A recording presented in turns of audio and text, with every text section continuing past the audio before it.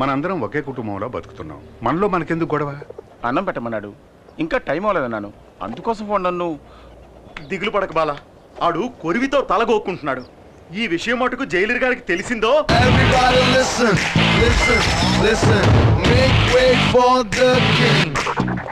ఏంటి జైల్లో వైలెన్సా? Silence maintain చేయడానికి నేనే ఆర్డినరీ జైలర్ జిమ్ములింగాన్ని కాదు, టెర్రర్ తాతారావునే. ఈవేళ మాయాగాడిని కుళ్ళపొడి చేస్తాను. ఏంటి సెల్యూట్ కొట్టు? నేను వీళ్ళని కొట్టమానాను. ఉదయాన్నే కొట్టాను కదా సార్. నేను కూడా నిన్న రాత్రి కొట్టాను, ఇప్పుడు కొట్టరా? ఇలా చూడు, ఆ బాలగాన్ని కాస్త తగ్గమను, లేదా వాడిని ఇక్కడే కొట్టి సమాధి చేస్తా. సరేలే, ఎక్కడ టెన్షన్ అవ్వాలో అక్కడ అవ్వకుండా వదిలేస్తారు. ఇప్పుడు టెన్షన్ అయ్యి ఏం ప్రయోజనం? ఇలా చూడండి, ఆ బాలగాడి మీద నేను సివియర్ యాక్షన్ తీసుకుంటాను.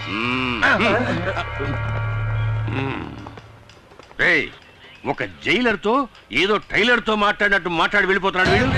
అవును, ఎప్పుడు వచ్చాడు వీడు? నిన్నే వచ్చాడు సార్. నిన్న వచ్చిన కుయ్యాగాడు బాలానే కొట్టాడు. నెక్స్ట్ మిమ్మల్నే కొడతాడు సార్. వీణ్ణి ఒప్పుకుంటాను. వీణ్ణి గంజి పెట్టి ఉతి కారేయడానికి ఒక పవర్ఫుల్ ఆఫీసర్ వచ్చి తీరుతాడు.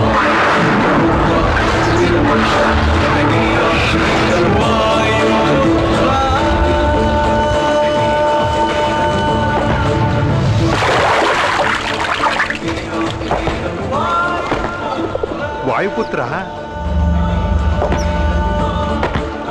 ఎవడ్రా వాడు? వాయుపుత్ర!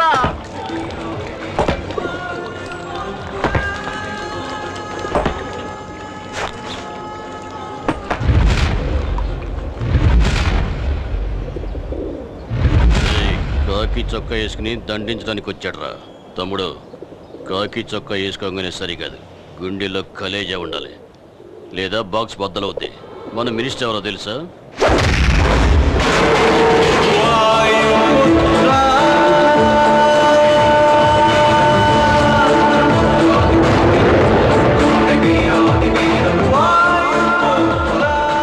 గుండెల్లో కలేజా మాత్రమే కాదురా, కండల్లో బలం కూడా ఉంది.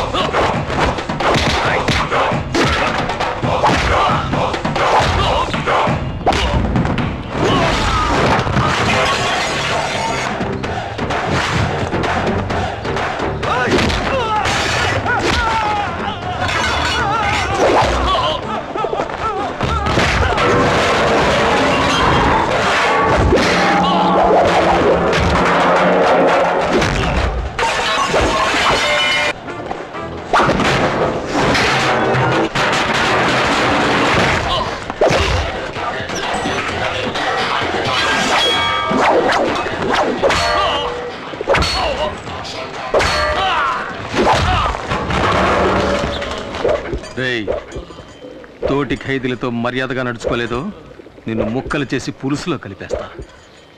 నీకు ఇంకో విషయం తెలుసా? నేను ఆఫీసర్ని కాదు, ఖైదీని. నంబర్ 2, 3, 8. ప్రేమతో వాయుపుత్ర.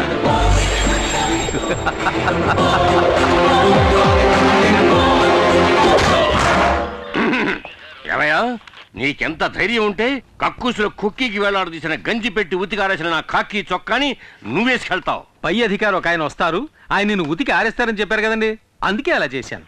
ఇలా చూడు, తప్పు చేసిన వాడికి శిక్ష విధించాల్సిందే. అందుకే ఈ జైల్లో నువ్వు తప్ప వేరే మగాడే లేడు. థ్యాంక్స్. కనుక నువ్వు ఉతుకు, చక్కగా ఉతుకు, ఉతకమంటారండి? బాగా ఉతుకు. కానీ ఉతకడానికి ముందుగా నాతో చెప్పు, అప్పుడే నేను ఇంకో డ్రెస్తో రెడీగా ఉండగలుగుతాను. ఆ? పా. వస్తాను సార్. ఏంటి వీడు టెర్రర్ తాతారావుని టెర్రరైజ్ చేసిపోతున్నాడు? ఇదేమన్నా జనక్రీడలా జలసాగా చేస్తున్నారు? సార్, జైల్లో ఎంతమంది ఖైదీలున్నా మూర్తి మీద బాల మీద మీకు ప్రత్యేకమైన శ్రద్ధ. ఏకలవ్య, ఆ? మిగతా వాళ్ళకి సాయం చేయడం కోసమే చిన్న చిన్న తప్పులు చేసి జైలుకు వచ్చాడు మూర్తి. కానీ బాలగాడు ఫైనాన్షియల్ కంపెనీలో పనిచేసేవాడు. కంపెనీ వాడు పబ్లిక్ ని మోసం చేయడానికి ముందే వీడే కంపెనీని మోసం చేసి చేతివాడం చూపించి జైలుకు వచ్చాడు. వీళ్ళ మైత్రిని నేను అభినందిస్తున్నాను రా ఏకలవ్య. అచ్చే ఏకలవ్య, బాలా మీద దెబ్బ పడిందని తెలియగానే మూర్తికి లేచింది కోపం. అలాంటి స్నేహం వాళ్ళది.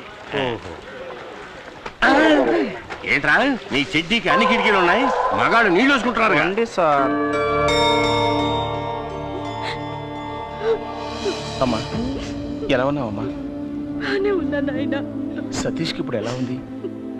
డాక్టర్లు వెంటనే ఆపరేషన్ చేయాలన్నారు. 5 లక్షల రూపాయలు ఖర్చు అవుతుందట. నేను రిలీజ్ అవ్వడానికి ఇంకా 6 నెలలు గడువుంది. శిక్షని తగ్గించమని నేను అప్పీల్ కూడా చేసుకున్నాను. ఈ పరిస్థితుల్లో నేను ఇంత పెద్ద అమౌంట్ని ఎలా ఏర్పాటు చేయగలనమ్మా?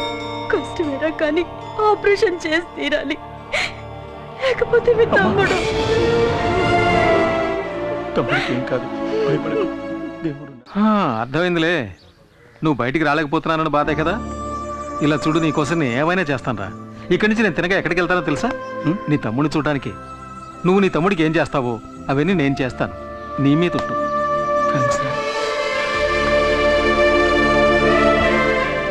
నువ్వు చేసిన మేలు జన్మలు మర్చిపోలేనురా.